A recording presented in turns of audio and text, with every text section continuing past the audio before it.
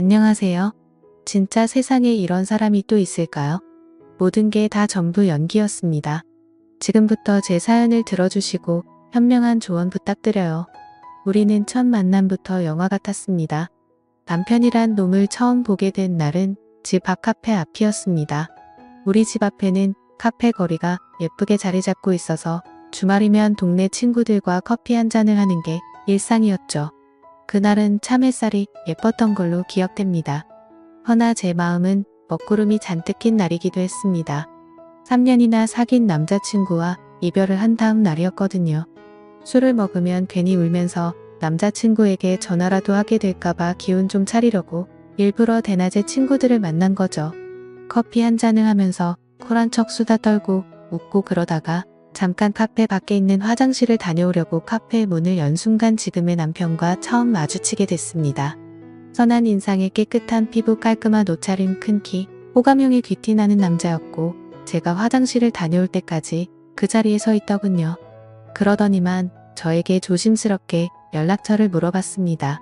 첫눈에 반했다면서요. 남자친구와 바로 전날 헤어져 이별 후유증을 떨치지 못했던 저는 남자친구가 있다고 거짓말을 하고 다시 카페 안으로 들어갔습니다. 어색하고 머쓱한 표정을 짓더니 그럼 알겠다고 하더니 카페 안에 주차돼 있던 고급차를 타고 어디론가 가더군요. 그 후로 그 남자는 제가 친구들을 집 앞 카페에서 만나는 날이면 카페 앞에서 서 있었습니다. 본인 마음 받아줄 때까지 언제나 서 있겠다고 하면서 말이에요.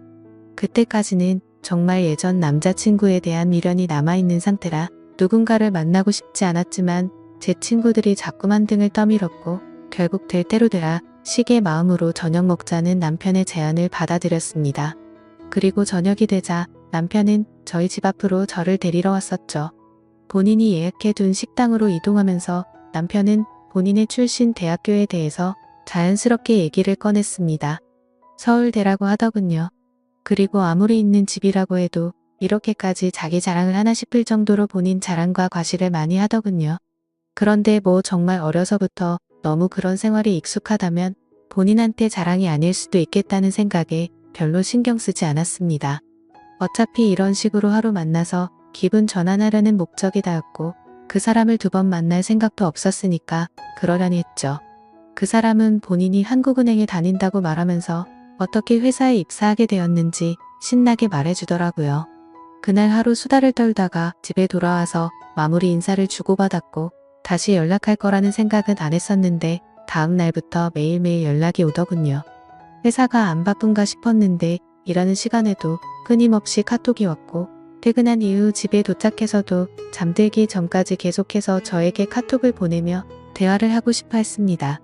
제가 어떤 남자를 좋아하는지, 이상형은 어떤 사람인지, 제 취향은 무엇인지, 어떤 데이트를 좋아하는지 계속해서 캐물었어요.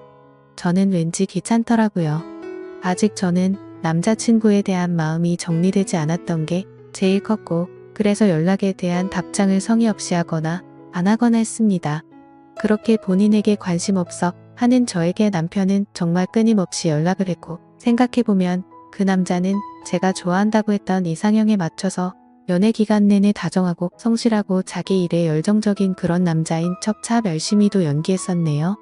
정식으로 만나자는 고백을 받고 며칠간 고민하다가 그래 만나보자 하고 남편의 손을 잡게 되었는데 정말이지 사랑받는 여자라는 느낌을 확실히 받을 수 있도록 남편은 저에게 잘했습니다. 주말 이틀 모두 다 저를 보러 와서 밤까지 알찬 데이트를 했고 시도 때도 없이 찾아오더라고요. 아무튼 그런 생활을 반복하면서도 제가 너무 무리하지 말라고 하면 얼굴 보고 너무 행복해서 본인이 좋아서 하는 거니까 걱정하지 말라고 그 사람은 그랬었죠. 그러던 중 하루는 카페에서 대화를 나누던 중 테이블 위에 놓았던 카드 지갑을 구경시켜주면서 민증까지 보여주었고 자연스럽게 민증에 쓰여진 주소지도 보게 되었어요. 저는 부동산에는 전혀 관심도 없고 무지했기 때문에 그냥 이 동네 사는구나 라고만 생각하고 봤는데 자기 입으로 본인 아파트 자랑을 얼마나 하던지 지금 몇십억 넘는 아파트다 뭐다 하는데 그때 당시에는 별로 관심이 없었습니다. 그냥 진짜 부자 동네에 사는구나 라고 생각했죠.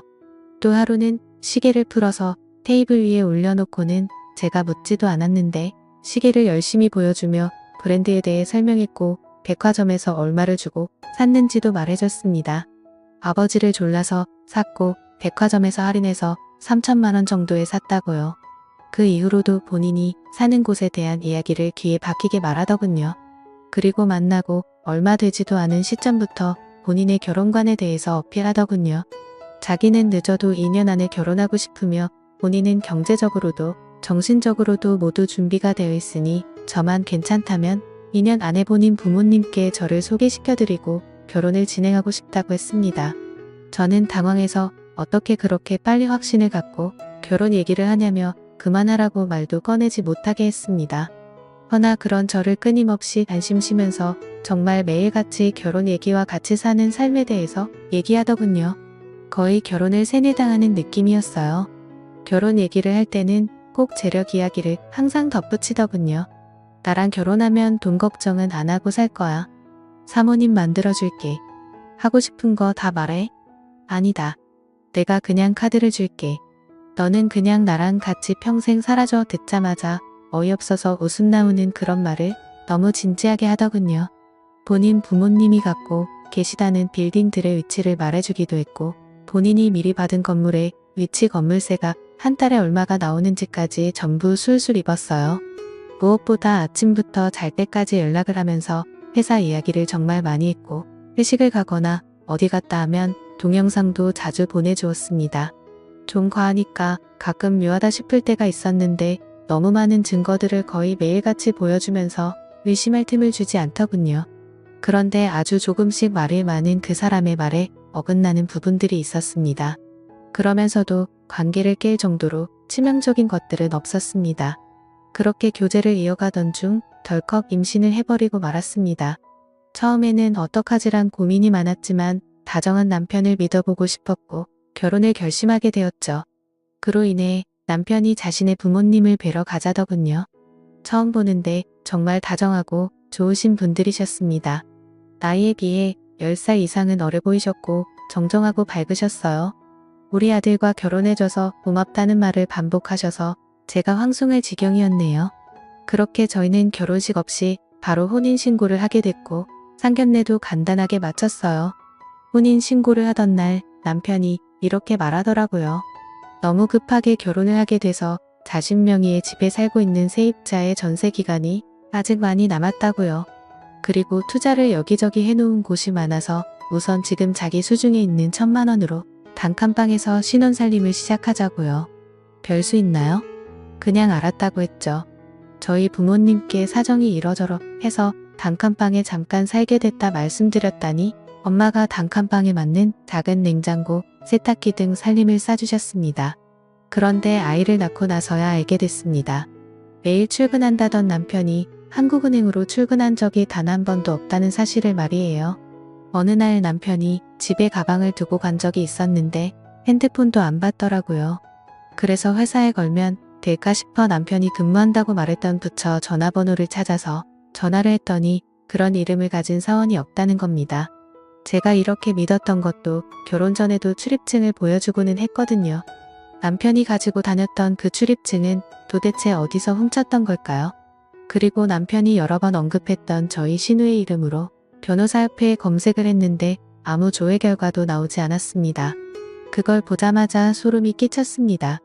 그러고 보면 결혼 후 단 한 번도 신우를 본 적이 없었습니다. 신우가 너무 바빠서 그렇다고만 했어요. 그런데 아무리 바빠도 결혼한 오빠의 와이프 볼 시간이 아예 없다는 게 정말 이상했었거든요. 시댁에 가더라도 지정 주차장에 잠깐 주차하고 남편 혼자 올라갔다가 내려왔고 저는 차 안에 있으라고 했습니다. 저는 제가 불편할까봐 그런다고 말하기에 저를 배려해주는 거라고 생각했었죠. 문득 그 아파트가 시부모님 집이 맞는지 의심스럽더군요. 저는 그 생각이 스치자마자 시댁으로 갔습니다. 동호수는 정확히 잘 알고 있었어요. 남편 차유리 앞에 동호수가 선명히 적혀 있기도 했고 또 지정 주차 자리에 항상 같은 곳에 차를 주차했기 때문이었죠. 시댁으로 가서 초인종을 누르고 심장이 터질 것 같음을 느꼈습니다. 얼마 지나지 않아 젊은 여자 목소리가 들렸고 문이 열렸습니다. 여자를 따라 3살쯤 되어 보이는 남자아이 하나가 저를 아래에서 물끄러미 호기심 가득한 눈빛으로 올려보더라군요. 저는 혹시 여기에 두 노인분이 사시냐고 여쭈었습니다. 그랬더니 무슨 말이냐고 되묻더라고요. 정말 실례지만 여기 전세로 계시는 거냐고 여쭤봤더니 본인들이 이 아파트 분양할 때부터 매매했었고 쭉 살고 있다고 말하더군요. 그때 알았습니다. 모든 것이 다 거짓말이고 연출된 상황이었다는 것을요. 도대체 이 사람은 누구지? 무슨 일을 하는 어떤 사람이지? 대체 누구랑 결혼을 한 걸까? 그 사람이 지금까지 말한 것 중에 진실은 있긴 한 걸까 무서웠습니다. 그 여자와 대화를 마치고 계단에서 한참을 서럽게 울었네요. 그리고 집에 돌아왔습니다. 그런데 어찌된 일인지 남편이 집에 있더군요. 그러더니 제가 모든 걸 눈치챈 걸 어떻게 알았는지 무릎을 꿇고 울면서 모든 게 다 거짓말이었다고 저를 너무 사랑한 나머지 저랑 결혼하고 싶어서 다 꾸민 거라고 말하더군요. 그런데 본인의 마음은 정말 한치의 거짓이 없었다고 했습니다. 사실 아버지는 돌아가셨고 엄마는 고시원에서 살고 계신다며 신우는 없고 외동이라고 말했습니다. 하 진짜 너무나 소름이 돋고 싫어서 그 자리에서 당장 이혼하자고 했더니 제 바지가랑이를 잡고 울다가 제 아이를 뺏어 들고 안더니 이 피덩이 어떻게 할 거냐고, 이 아이 아빠 없이 키울 거냐고 하더라고요. 그 말 듣고 우리 아이 얼굴을 봤는데 정말 너무나 마음이 아파서 그 자리에서 주저앉고 펑펑 울었습니다. 제가 너무 바보같이 들릴 수도 있겠지만 아이 때문에 어쩔 수 없이 남편을 용서해주고 말았습니다. 다시는 거짓말 하지 말고 모든 걸 사실대로 말하라고 하면서요. 결국 저희 엄마 아빠에게 솔직하게 말씀드렸고 남편은 아빠한테 거의 반죽음 되게 욕을 들었고 어찌됐든 제가 이혼 못하겠다고 했습니다. 결국 마음이 약해진 엄마 아빠가 가지고 계셨던 24평짜리 아파트 하나를 주셨습니다. 엄마 명의로 전세 끼고 산 집인데 마침 몇 주 뒤에 전세가 만기였거든요. 다만 전세금이 상당해서 엄마가 그 전세금을 다 돌려줄 여력이 없었기에 제 이름으로 전세대출을 받아서 들어가 살라고 해서 그렇게 살게 되었습니다. 그러던 중 남편의 진짜 시어머니를 만나게 됐습니다. 그 집에 들어가고 한 달 뒤 연락도 없이 갑자기 어떤 아주머니가 찾아왔었죠. 누구냐고 물어보니 시엠이다 하고는 불쑥 저희 집에 찾아오신 겁니다. 근데 빈손이 아니라 이것저것 본인의 살림 다 가지고 들어오셨어요. 오갈 데 없어서 왔다 하시는데 어쩔 수 없는 일이고 돌이겠거니 생각하고 불만 한번 이야기 안 하고 같이 살게 되었습니다. 그렇게 집에 눌러 앉으시고는 매일 같이 술을 드시기 시작하셨습니다. 캔 맥주를 한 박스씩 갖다 놓고 하루에 6캔씩 드시면서 주사를 부리더군요. 본인 아들한테 전화해서 저를 비난하고 왜 이런 애랑 결혼했냐고 하더라고요. 제가 시어머니께 아부를 안 떨어댔다고 역정을 내셨습니다.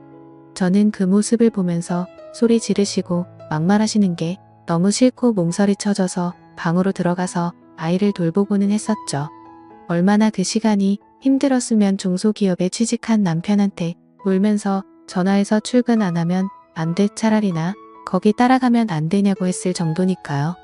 아무튼 그렇게 힘든 시간을 보내던 중 생각지도 못한 둘째를 가졌고 우여곡절 끝에 출산을 하게 되었습니다. 산모 도우미가 집에 왔는데 무슨 시어머니 몸종이 온 줄 아시는 건지 산모 돌보는 건 신경도 안 쓰시고 베란다 청소 자기 밥 차리는 거나 집 정리 등 자신이 필요한 것만 시키시는 거예요. 산모 도우미도 국가지원 바우치였는데 시어머니가 이게 맘에 안 든다, 저게 맘에 안 든다고 하셔서 수도 없이 바뀌었어요. 나날이 스트레스는 쌓여가고 둘째 낳고 몸도 마음도 지쳐가는데 남편은 회사 일 때문에 외박이 잦아지기 시작했습니다. 오죽했으면 큰 나이가 아빠는 왜 우리 집에 놀러와서 잠도 안 자고 가냐고 물어볼 정도였죠. 퇴근하고 집에 와도 자정이 다 되어서야 들어왔습니다. 그러던 중 하루는 애들 재우다가 저도 피곤해서 잠들어 버렸을 때 시어머니가 방으로 뛰어오셔서 큰 소리로 너는 네 신랑 왔는데 어디서 자빠져 자고 있냐며 빨리 네 신랑 꿀물 내놔라고 하셨어요. 꿀 없는데요 라고 하면 새벽 시간인데도 당장 나가서 사오라고 하면서 잔소리를 엄청 하셨고 저는 정말 너무 지쳐갔습니다. 그렇게 지내던 중 시어머니 건강이 점점 많이 안 좋아지셔서 자꾸 부종이 생기셨고 복수가 차셨습니다. 그래서 결국 입원을 하게 되셨어요. 남편의 월급으로 입원비도 당장 문제였죠. 저는 결혼 전에 신용이 좋았었는데 이미 신용불량자가 되었고요. 남편은 돈이 부족할 때마다 니네 엄마한테 얘기해서 돈 좀 빌려 와달라고 하더군요. 그때 당시에 관리비며 가스비며 3달 정도가 밀려 있었고 아이들 반찬 사줄 돈이 없어서 두부 한모 사는데도 벌벌 떨고 그럴 수준이었습니다. 그런 상황인데도 불구하고 남편은 매일같이 늦게 들어오고 자신이 결혼 전 빌렸던 돈 때문에 여유가 없다면서 쥐꼬리만한 생활비만 주더라고요. 저는 지금 상황을 차근차근 다시 말했지만 남편은 괜찮아질 거야 라고만 말할 뿐 상황은 전혀 달라지지 않았습니다. 오죽하면 시어머니 입원비를 아들은 신경도 안 쓰고 제가 친정에 부탁해서 내고 있을 정도였죠. 결국 제가 전적으로 시어머니 케어를 해야 하는 상황이 되었고 아이들을 데리고 다녀야 해서 남편 차를 타고 병원에 다녔습니다. 그러던 중 병원에서 차를 타려고 갔는데 긁힌 자국이 생겼더라고요. 저는 곧장 블랙박스 메모리 카드를 빼서 집에 가서 영상을 확인해 봤습니다. 그런데 뭔가 여자의 촉이라고 해야 할까요? 갑자기 긁힌 자국을 찾는 영상보다도 예전 영상부터 봐야겠다는 생각이 들더라고요. 그래서 확인을 해보는데 정말 기가 차더군요. 한숨조차 안 나오고 이게 뭔가 싶었습니다. 왜냐하면 주행 중인 차량 안에서 남편의 목소리가 들려오는데 옆에는 또 다른 여자가 타고 있더군요. 남편은 제게 어필을 할 때와 달라진 게 전혀 없이 똑같은 멘트 똑같은 수법으로 또 다른 여자를 사귀고 있었던 겁니다. 왜 매일같이 늦게 들어오고 돈이 부족하다고 했는지 바로 알겠더라고요. 저는 용서를 해줬음에도 도저히 달라지지 않는구나 생각했고 절대 용서하지 않겠다고 생각했습니다. 결국 그날 이후로 남편에게 이 영상을 들이밀며 이혼할 거라고 통보했고 그러자 남편은 또 저번처럼 무릎을 꿇더니 펑펑 울면서 한 번만 용서해달랍니다. 두 자식을 담보로 생각하는지 아이들은 어떻게 할 거냐며 똑같은 레퍼토리를 펼치더라고요.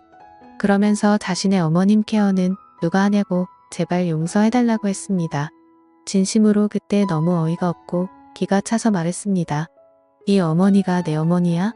그리고 어머님이 나한테 어떻게 대하는지 뻔히 알면서 그딴 말을 하냐고 말했죠. 저는 더더욱 용서가 되지 않았고 결국 두 아이 데리고 그 집에서 뛰쳐나와서 친정으로 갔습니다.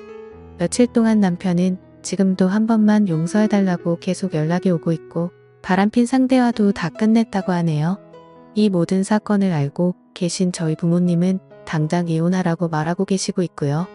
솔직히 저 혼자라면 매몰차게 이혼해버리면 그만인데 두 아이를 보면 이게 맞는 건가 조금은 고민이 됩니다. 제가 어떻게 하는 게 맞는 걸까요? 제 사연 읽어주셔서 감사합니다.